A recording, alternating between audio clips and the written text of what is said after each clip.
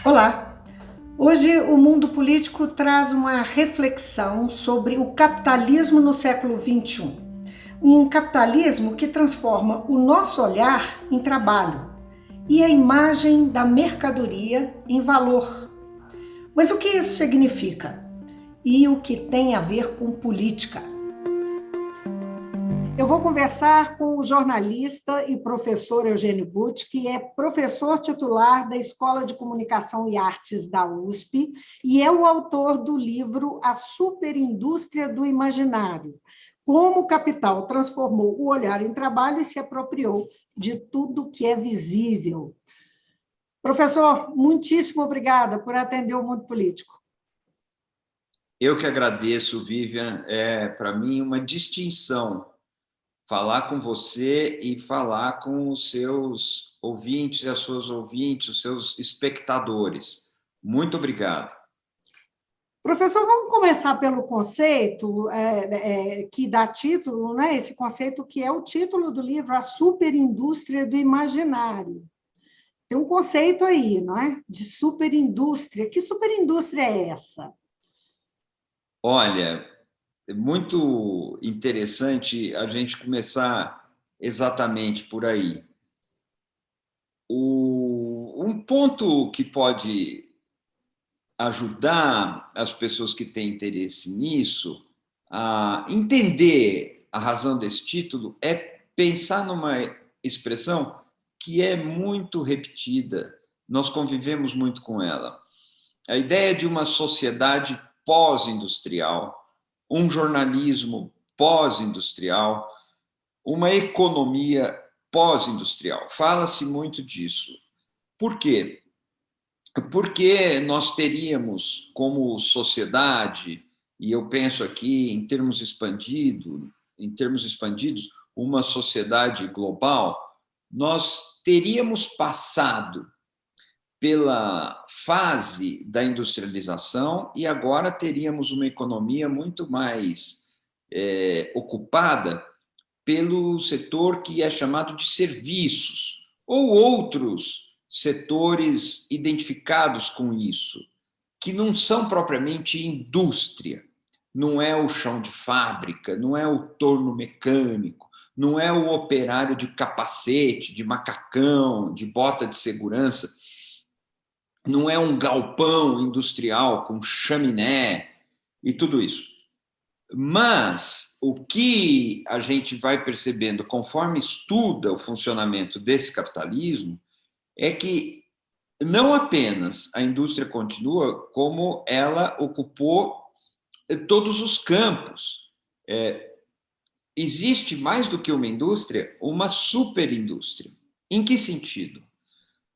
A gente manejando ou trabalhando com esses meios de comunicação e especialmente os aparelhos digitais, como o telefone, como o celular, nós estamos operando uma grande engrenagem que fabrica signos, que faz circular signos, mas que fabrica aquilo que a gente vê e aquilo que a gente enxerga.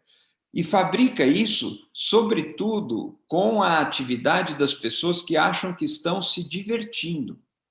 O que eu digo, então, é que a indústria, tornada superindústria, ocupou os espaços do lazer e do entretenimento e da diversão. Quando estamos passeando, vendo um filme, em qualquer lugar que seja, ou fazendo brincadeiras, ou espalhando fake news nas redes sociais, nós não estamos, na verdade, nos divertindo, nós estamos verdadeiramente trabalhando. E ali se fabricam os sentidos. Eu dei o exemplo das fake news. Vamos pensar um pouquinho mais só em torno das fake news. Vejam os nossos telespectadores aqui a quantidade de consequências que a propagação dos boatos, das mentiras, acarretam.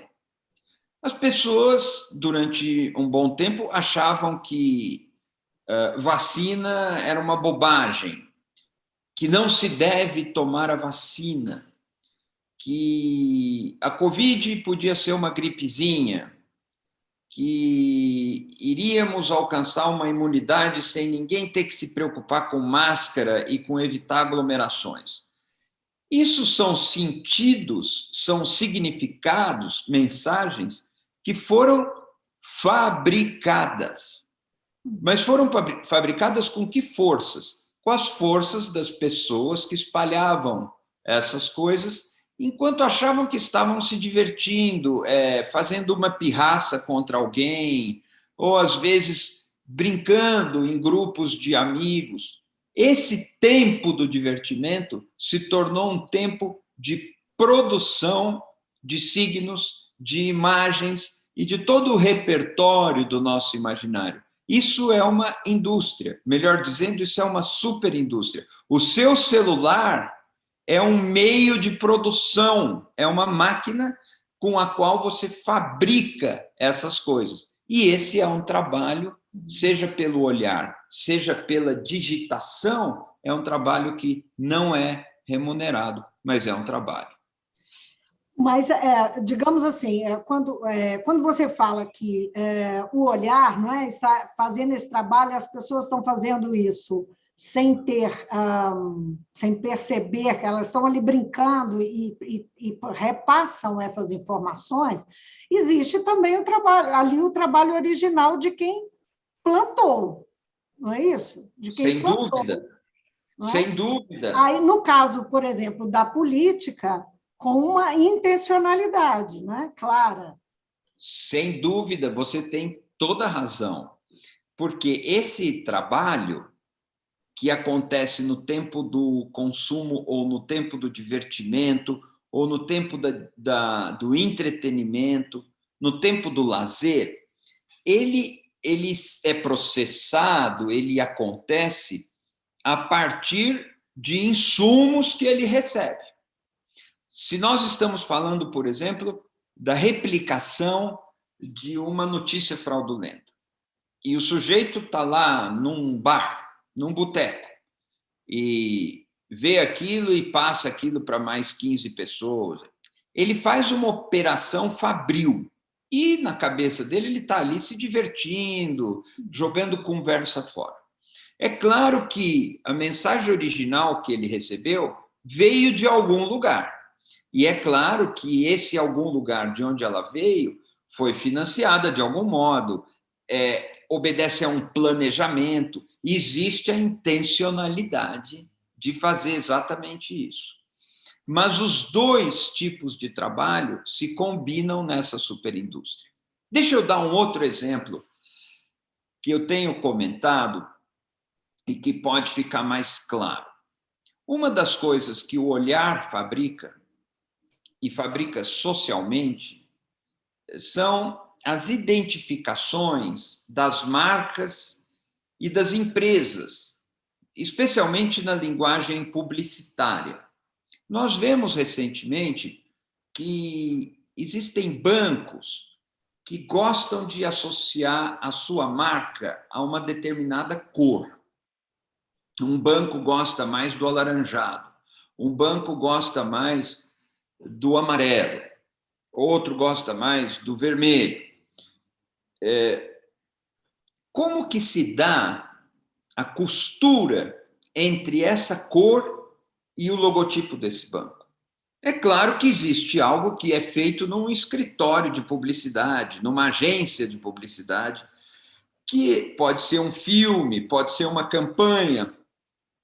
Só que, se ficar entre os profissionais ali da agência de publicidade, essa associação de sentido não vai acontecer. Para que ela aconteça, é essencial que toda a sociedade esteja jogando o olhar ali. Olhar por muitas horas, por muitos dias, repetidamente. Esse trabalho, que é o trabalho de olhar, é o que gera a associação, a vinculação entre a cor e a marca do banco. A sociedade aprende isso e isso entra para o repertório ativo daquele grupo social, daquele país, daquela comunidade, de uma maneira mais duradoura.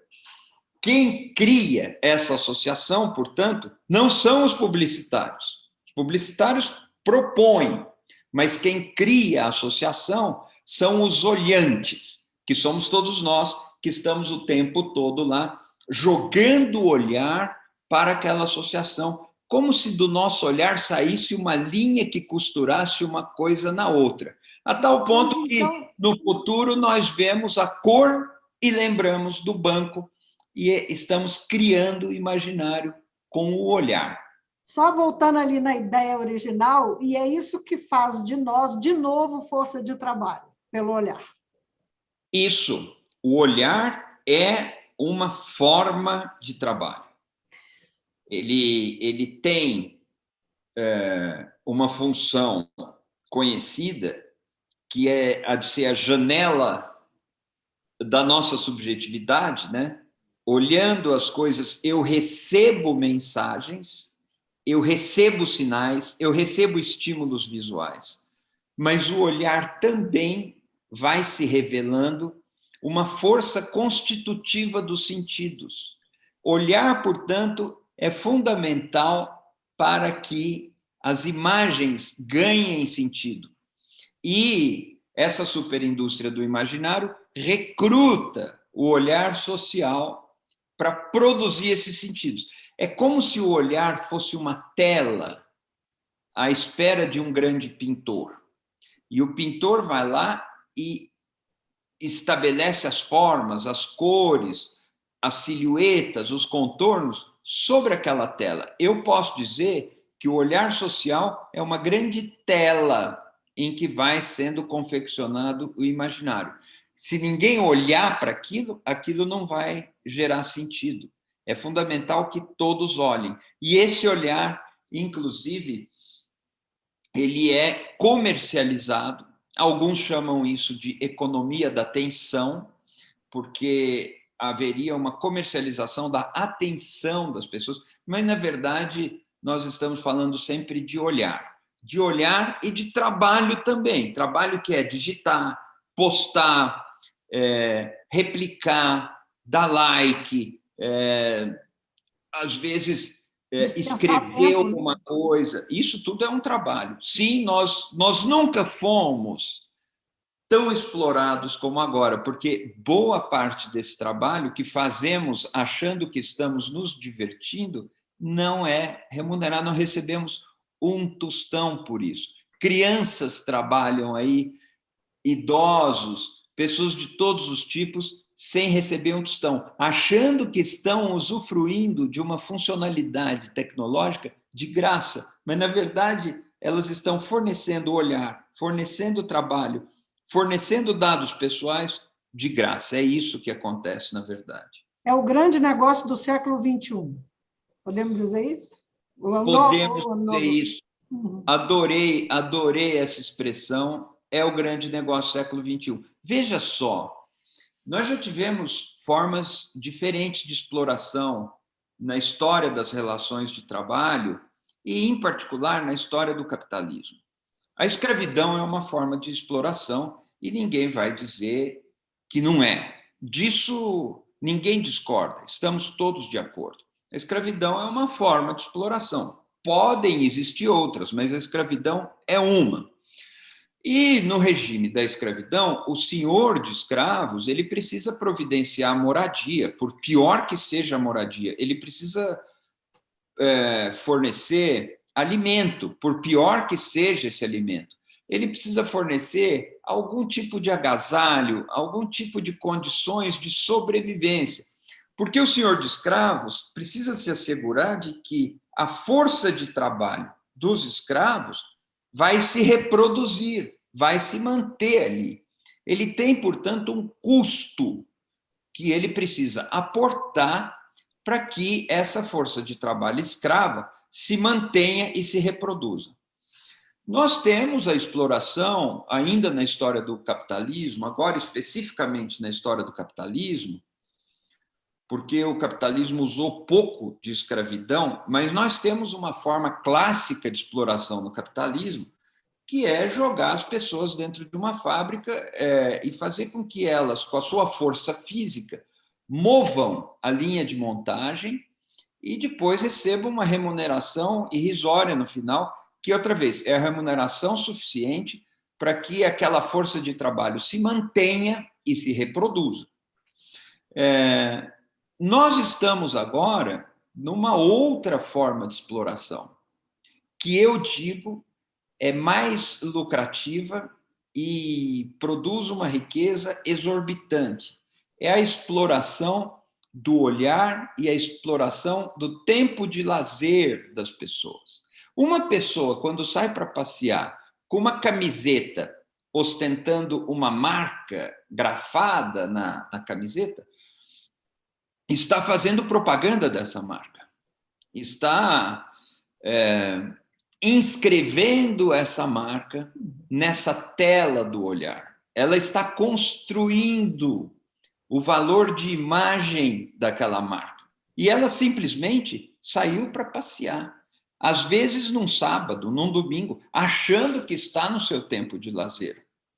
Essa pessoa não recebe nada para fazer isso e está construindo valor.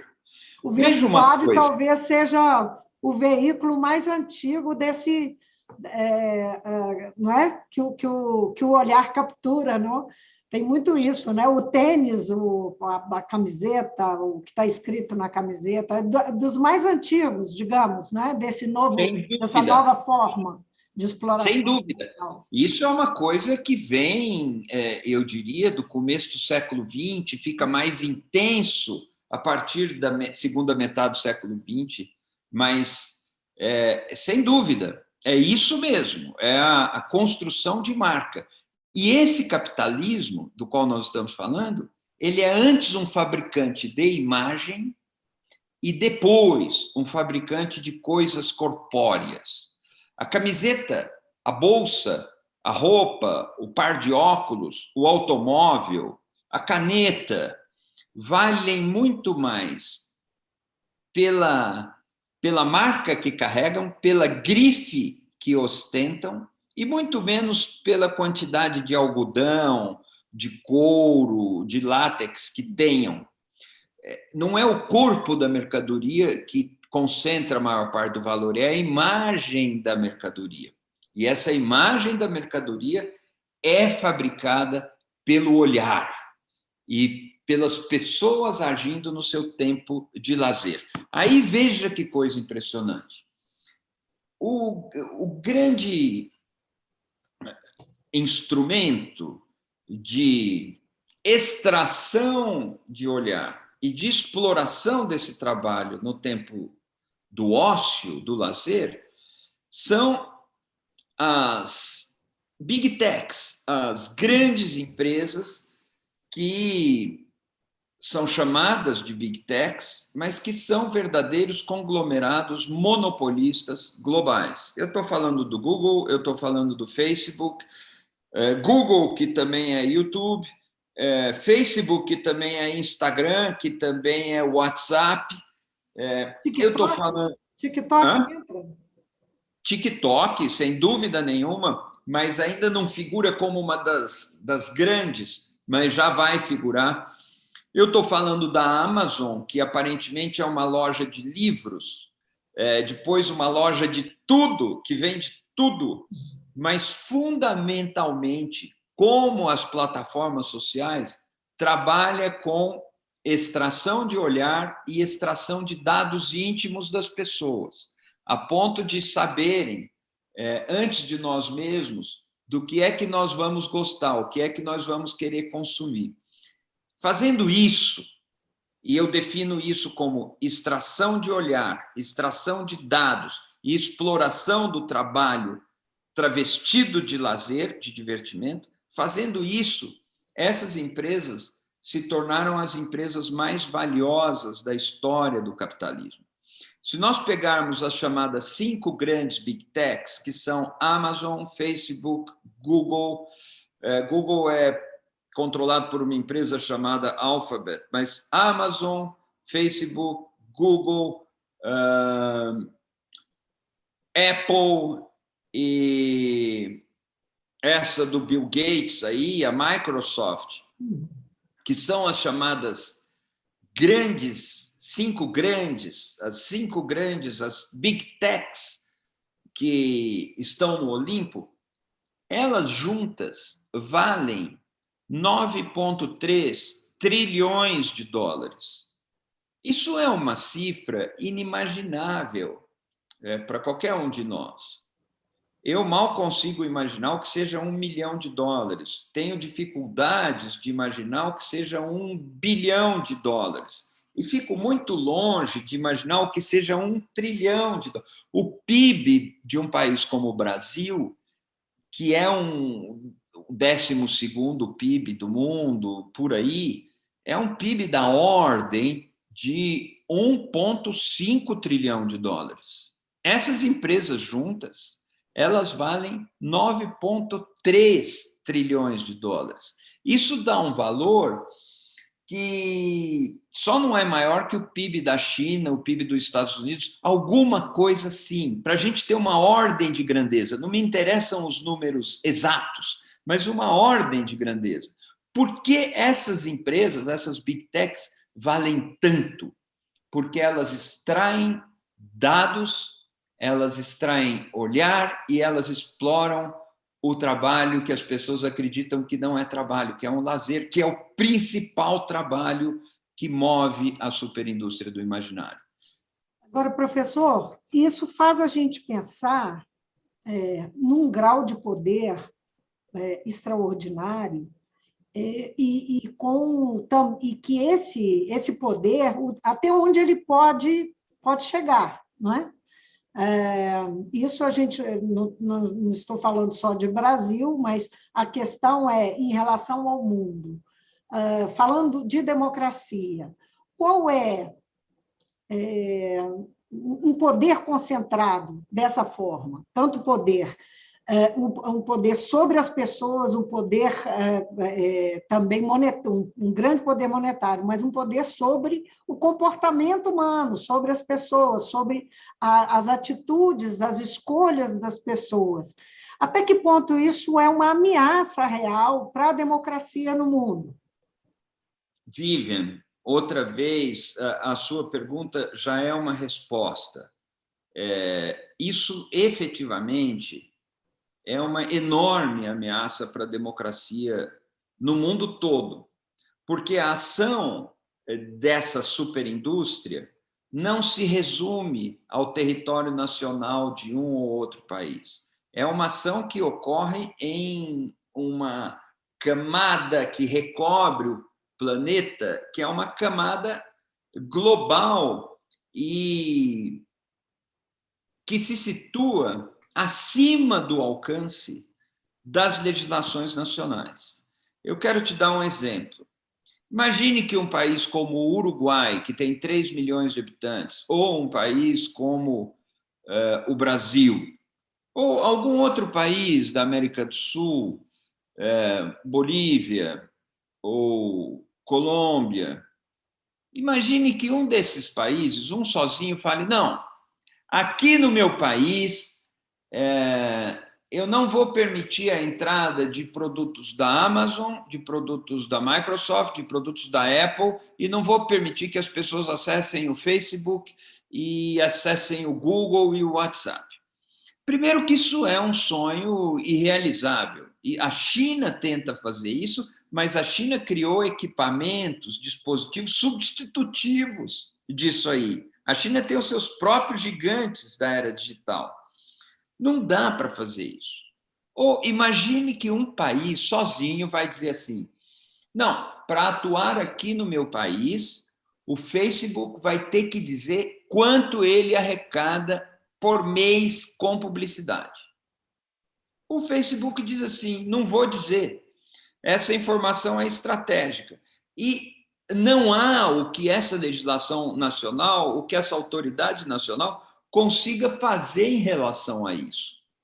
Ele não tem ferramentas, instrumentos, eficácia jurídica para alcançar a altitude em que operam essas big techs. De tal forma que a atividade da superindústria fica fora do alcance da legislação nacional, a não ser das grandes economias, como a União Europeia, como os Estados Unidos. Aí sim, por serem economias centrais, as autoridades, as regulações, os marcos regulatórios têm algum poder de barganha e conseguem se fazer sentir por esses grandes conglomerados. Nós vemos que vem existindo medidas antimonopolistas tomadas nos Estados Unidos, tomadas na Europa. E até na China surgiram coisas parecidas. O que ocorre aí? Ou a democracia estabelece as regras de funcionamento dessa superindústria, ou essa superindústria é que vai dizer até onde a democracia pode ir. Nesse sentido, a ameaça é gravíssima. Veja que as piores propagandas contra os fundamentos da democracia acontecem exatamente pelas plataformas sociais. Eu não digo de forma nenhuma que a tecnologia seja um mal do nosso tempo. Eu acho até o contrário. Ela é uma conquista muito promissora.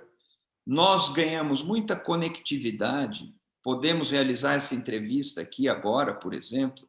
Nós ganhamos novas condições para tratamento médico, para o ensino, para acompanhamento de processos burocráticos, para pagar o imposto de renda, para fazer comércio.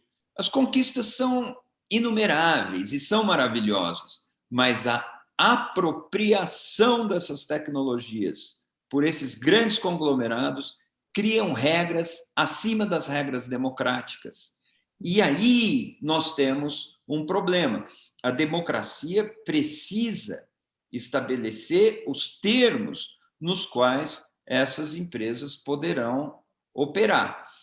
E aí que eu chego nesse ponto. A propaganda hoje antidemocrática floresce, prospera e vive dias de exuberância exatamente nesse universo das tecnologias digitais, porque não há ali o compromisso com a cultura democrática. Não que elas devessem censurar nada, não se trata disso. Elas teriam que funcionar em bases públicas, e elas funcionam em bases privadas, são opacas, ninguém sabe quais as intenções, e, ao mesmo tempo, elas sabem tudo da vida de cada uma das pessoas. Esse é um jogo desigual, desleal, isso não pode continuar assim. Eu queria voltar justamente nessa questão, mas com um foco mais na política e nas temáticas que envolvem a política e naquilo que a gente acabou combinando de chamar de fake news, não é? Como isso impacta e como isso é apropriado dentro desse contexto da superindústria, não é? Como é que funciona? Fake news, guerra de narrativas, eu queria explorar um pouco isso. Não, muito bem posta essa questão. Porque, de fato, aí nós temos, talvez, que sair um pouco do escopo mais restrito deste livro, mas eu tratei muito disso num livro anterior chamado Existe Democracia Sem Verdade Factual? É uma pergunta o título. E eu chego à conclusão de que, para haver democracia, precisa existir verdade factual. E os que atentam contra a verdade factual, que nada mais é do que a verdade dos fatos, o registro honesto daquilo que está acontecendo de fato. Se nós não temos a verdade factual, o sistema da democracia funciona mal ou mesmo para de funcionar.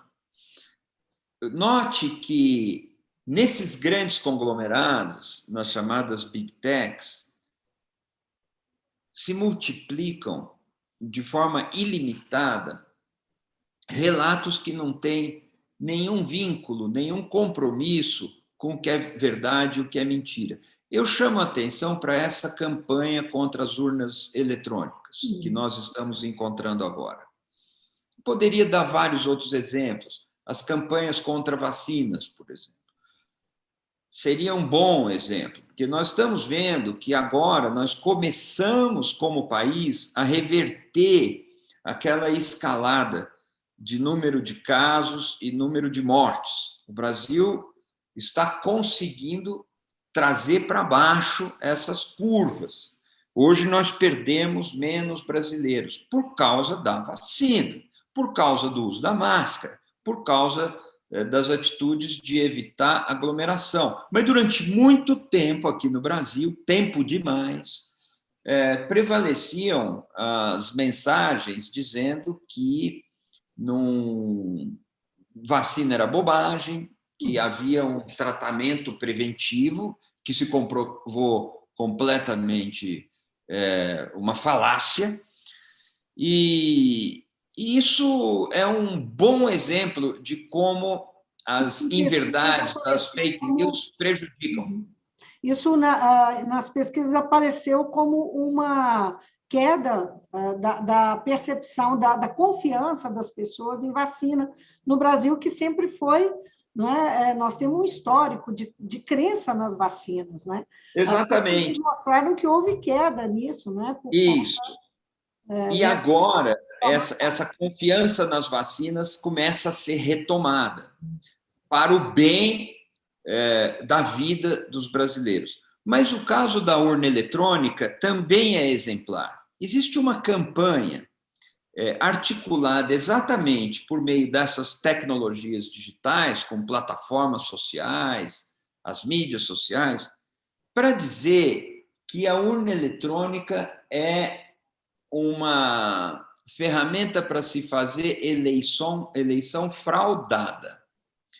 Isso é um disparate, porque nem mesmo o presidente da República, que vive lançando essas acusações, consegue provar um indício de que houvesse uma fraude com a urna eletrônica. Ele não tem absolutamente nada, ele não tem nada para oferecer que nos dê um indício, eu não digo uma fraude, um indício de possível fraude, ele não tem isso. No entanto, essa campanha prossegue. E aí se diz que o voto impresso é um voto auditável, como se as urnas eletrônicas não fossem auditáveis, elas são auditáveis, perfeitamente auditáveis.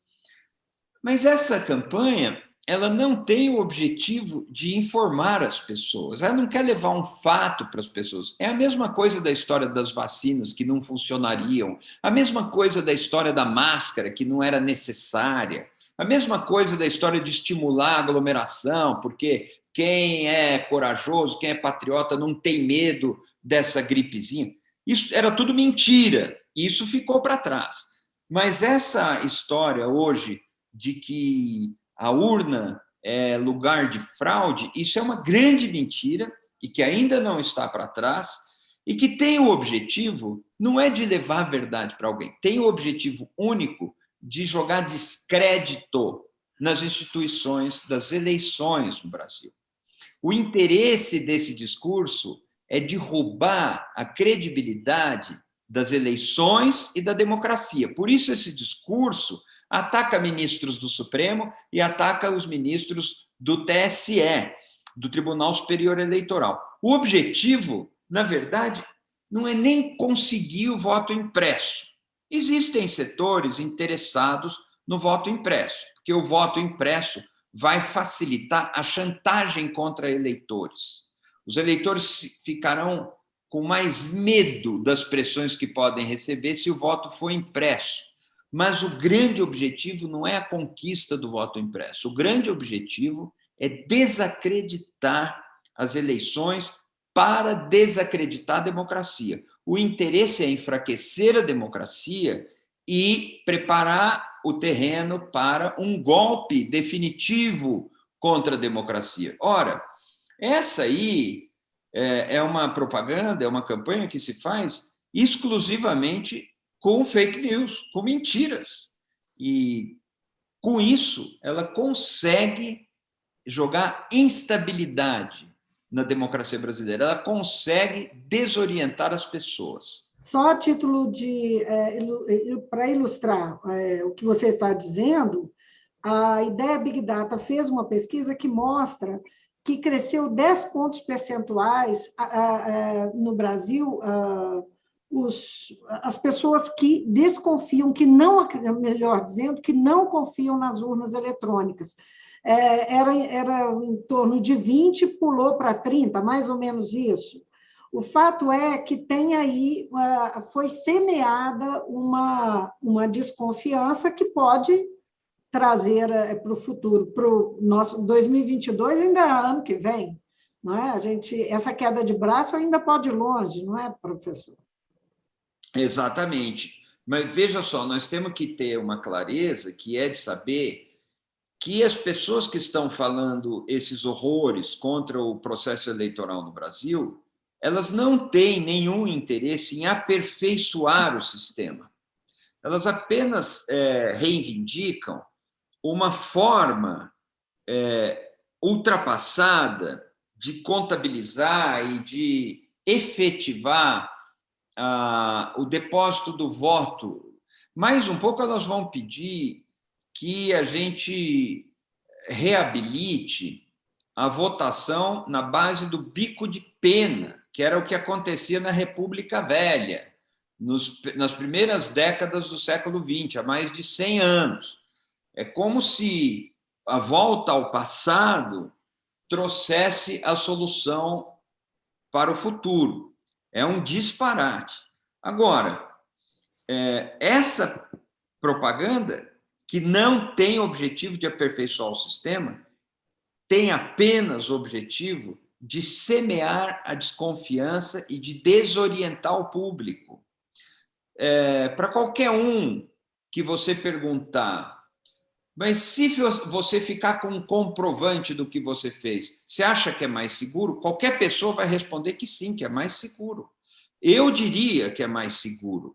Se você declara um imposto de renda e aparece lá um comprovante que você declarou o imposto de renda, as pessoas imprimem esse comprovante e guardam numa pasta, a gente se sente mais seguro assim. Isso é uma espécie de senso comum. No caso da urna eletrônica, no entanto, não é assim. Ninguém conseguiu apontar uma fraude, mas não é necessário que o voto fique ali impresso em algum lugar para que a gente se proteja mais da fraude. Ao contrário, com base em recontagem de votos, devidamente de papel, votos materiais, físicos, se fez muita fraude no Brasil. Nós temos dezenas, centenas de evidências e de provas de fraudes que aconteciam quando o voto era assim, com base nas recontagens. E temos também o risco de ameaça contra eleitores, de pessoas violentas que dizem: seu voto vai ficar impresso e eu sei que foi você que votou.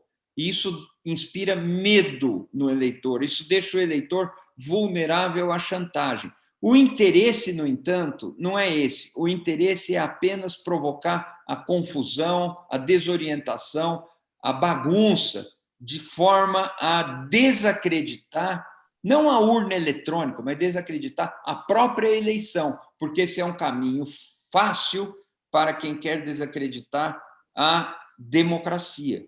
E é disso que se trata, é isso que nós estamos vendo. Pois professor, tem jeito aí no mundo como que a gente vive, com a comunicação ampliada, não é? Da forma como foi, sem controle, ou melhor, com o controle de quem tem um poder que não é o Estado Nacional, que não é necessariamente, não são as instituições. Como colocar limite naquilo que pode realmente ameaçar a democracia. Nós temos saída, e a saída passa pela política, com P maiúsculo, a saída passa pelo esclarecimento, passa pelo fortalecimento da imprensa, passa pela atuação resoluta e destemida de cientistas, de pesquisadores, de intelectuais. Basta ver que, com toda a mentira que algumas autoridades do governo federal espalharam por aí, o fato é que a necessidade da vacina prevaleceu, o fato é que as pessoas entenderam a importância de usar máscara, o fato é que todo mundo sabe que não deve entrar, sem mais nem menos, em aglomerações. A verdade prevaleceu. E a verdade vai prevalecer nessa propaganda contra a democracia também. Vai demorar mais, vai demorar menos, mas a verdade vai prevalecer, porque existem jornalistas, existem professores, existem pessoas preocupadas com o esclarecimento, existem instituições que funcionam com dignidade, basta ver o papel com que o Supremo vem desempenhando o seu papel constitucional, basta ver os parlamentos no Brasil, a comissão parlamentar que vem investigando o caso da Covid, os inquéritos que estão apurando a disseminação de notícias fraudulentas.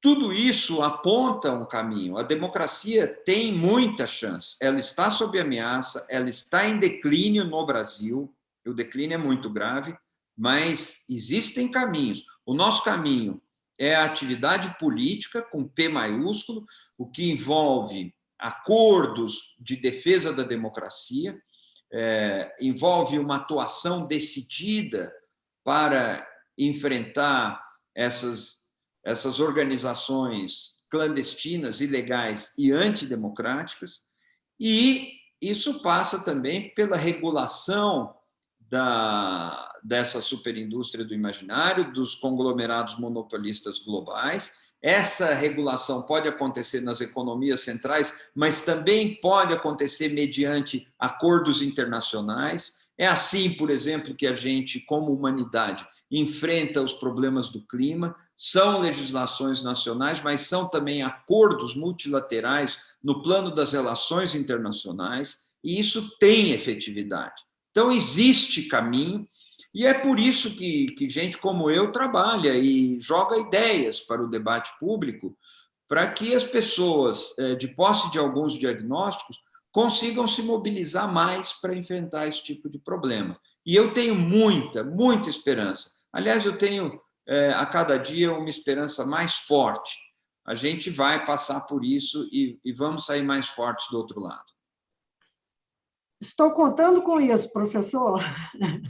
Muitíssimo obrigada pela sua participação aqui no Mundo Político, na TV Assembleia. Foi um prazer mesmo tê-lo aqui com uma discussão tão importante. Eu que agradeço, me senti muito prestigiado com esse convite e muito gratificado com o seu comentário de que está lendo o livro com interesse. Muito obrigado. Eu desejo tudo de bom para você, para as pessoas que são nossas telespectadoras aqui, para que a esperança e a determinação não esmoreçam e que a gente siga adiante, porque é possível vencer. É isso aí. Muitíssimo obrigada outra vez. Eu conversei com o jornalista Eugênio Butti, ele é professor titular da Escola de Comunicação e Artes da USP e é autor do livro que foi o nosso assunto aqui inicial, nosso ponto de partida, a superindústria do imaginário, como o capital transformou o olhar em trabalho e se apropriou de tudo que é visível. Eu estou lendo, não terminei, mas recomendo. Muito bom mesmo. É isso aí, a gente fica por aqui. Até a próxima.